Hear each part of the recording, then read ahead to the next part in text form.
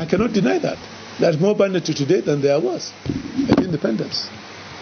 There have been more problems with Boko Haram over the last 3, 4, 5, 6 years than there ever was at independence. But I first heard of Boko Haram way back about 1980-81 when I was secretary of MPN. I went to Kano. I remember they had to raise a special military force to go and dislodge them in Kano. They happened in Maiduguri. They happened in Bulunkutu or something like that. If you are old enough to get in your papers. So there's nothing today that is new. There are only new occurrences. Maybe they were overwhelmed with fire, they went underground, they've resurfaced. Alright? We used to read terrorism before, we see it in television like a joke. We are with it now. It didn't start here. And it may not end here. Okay, let's tighten our seatbelts and face the reality of our situation, our age. I hope I've answered your second question. Once you put this, it talks about the state of your own minds, the person asking the question. Fortunately, when I was talking to your chairman, he happened to know I was once a media man. I had my own paper. Sometimes when a guy asks me a question, I put a scale in his mind, in my mind, where you see, I just said a while ago, I said, no problem that we face today is alien to the coming into being of this government. These problems have come over the years. They've developed over the years. Naturally, no person will come to government or seek election and tell you, I don't have capacity to solve these problems. Nobody will say so in a campaign. Not because it's being dishonest, but because it is not ready to say so. If people have a problem, they look for somebody who will come and help solve that problem. The insecurity started with Boko Haram. Maites Ine. And I'm sure you were born then. I'm just sure you were born. Looking at you, I know you're over 40 now, you're around 40 plus. Or plus or minus 40. Abba?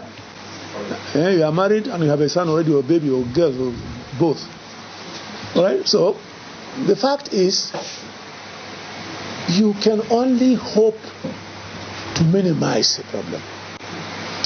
We have said time and time and again that this problem is not just a matter of making the law. The laws are there.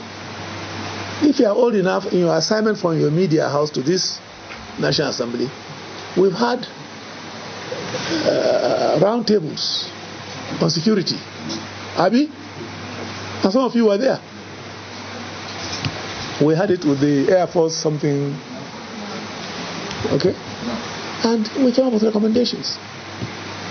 And we gave government. That's the bit we can do. And maybe when we go to our constituencies as elected persons to see how we can help in the advocacy, in the enlightenment effort for the citizenry to understand where we are coming from, where we are, and where we are going. That much, every senator, every man in the House of Rep is doing that.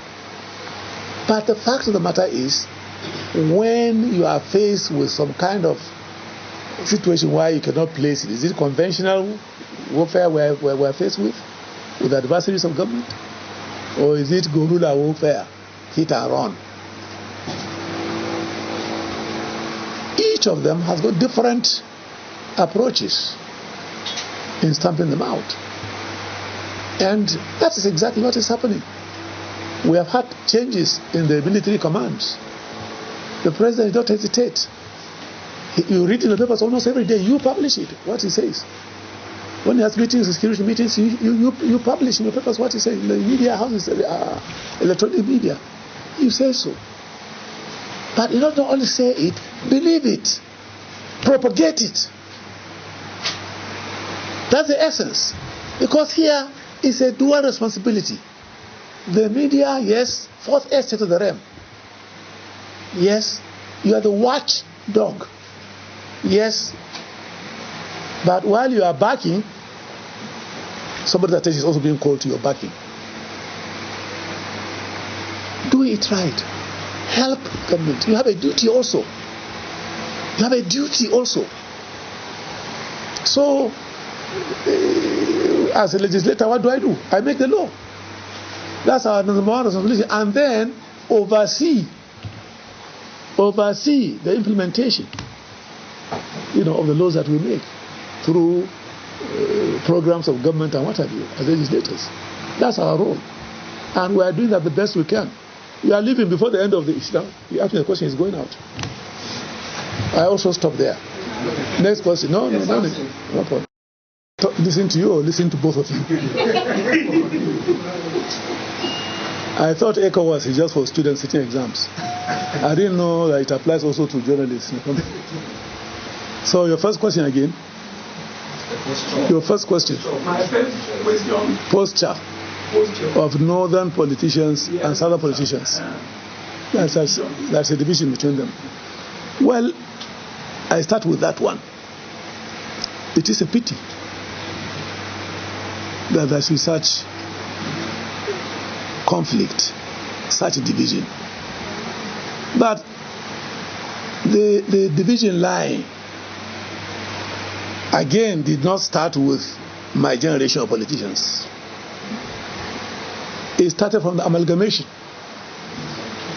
Right from amalgamation. There have been discontent, there have been disagreement between our politicians. Right through to independence period, there was a disagreement between northern leaders and southern leaders. These are not new. And this is in the blood, man. It's in the blood. All right? What I grew up to see or to hear or to read, my father did. If the logic, the education I received is such that I can comprehend the position my dad or my grandfather took, the chances are, if they are positive in my sense of judgment, I follow suit. All of you here, when you go down to your public square in your various villages, when the elders are talking, how many of you can talk? With the exception of those who are money men, when you talk, who are you? The Okonkwo has placed 1 million on the table. He has a right to talk.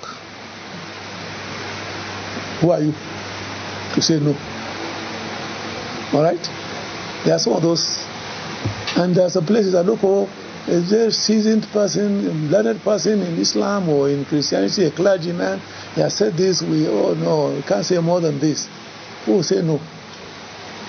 So every part of this country, there are some characteristics that are unique. But in spite of that, when it comes to the national level, we have a way of aggregating our differences. That did not start with me. It didn't start with me. It didn't start by me. It only started with my generation. When there was the independence motion, people threw stones at northern political leaders in Lagos. Threw stones at them. Yelled them. Disgraceful aspersions on them. I grew up to read this. Why did they do so? For they are daring to say, we are not yet ready for independence. Why are you not ready? I asked myself. Not ready because they were late in going to Western schools. When the South, East particularly, were producing people with PhD, we could count on our fingertips how many were going to secondary school at the time. And we have to run the same country.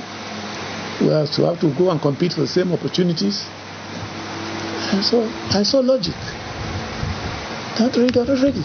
You can't force them. So this kind of thing started from that time. And nobody will pretend you just can beat your chest down. I'm the governor, or I'm not the president, I can change everybody's mind overnight. It is not doable. Like I gave an example a while ago. Even in America, to date, there are things that have been following them in their democratic practices. It's a trail. Up till tomorrow, a president of America says, oh, he's from the South. Till tomorrow. Or he's from the North of America. All right? We started what? In 1960. Who was independent? When did America become independent? Who remember that? Over 200. Over 200. About 230 something now. Yes. We are just 60 what? 60 what? Answer now. 61 plus. 61 plus. And we tend to judge ourselves and give ourselves greater value judgment for progression, democratic thinking and norms and practices. We are not being honest to ourselves. Yes, it's a desire, it's a wish that we've gone beyond the point we are today. I wish that's the same thing. But is it practicable? Is it practicable? When we want a government where everybody will have a stake. I have in this family somebody, at the time you talk of, you can't blame the generation for not starting in time. You can't blame anybody. It's a historical fact. You can't wish it away. So, those of us who are privileged must protect those in our school of thought where we are. Just like you feel justified to want things to happen your way. So it's a give and take, and you don't achieve anything by shouting on rooftops. You have to get together and talk common sense. Be cool and discuss it. We understand ourselves better. Also, you can't do this. Who are you there? Who dare you say you can't do what? You have no power over what I do or don't do. This is we have got interest, we've got rights. You have a right to shout on me and say I can't do this. I have a right to say quietly I can do it. So what? So this didn't start with our generation, and it is my hope that there will be better understanding. It is my hope that between the northern and southern politicians there will be better understanding, and that's why you, the media, I see you having a very, very, very unique role. I remember very vividly the pre-independent period and the immediate post-independent period. The role the Nigerian media played, the Nigerian Civil War, the role the Nigerian media played. Why is that not now the case? Why is the spirit no longer the same? I ask you. The second leg. 2023. Yeah, what about it? APC. Why APC? Become an APC senator? Okay, zoning. All right.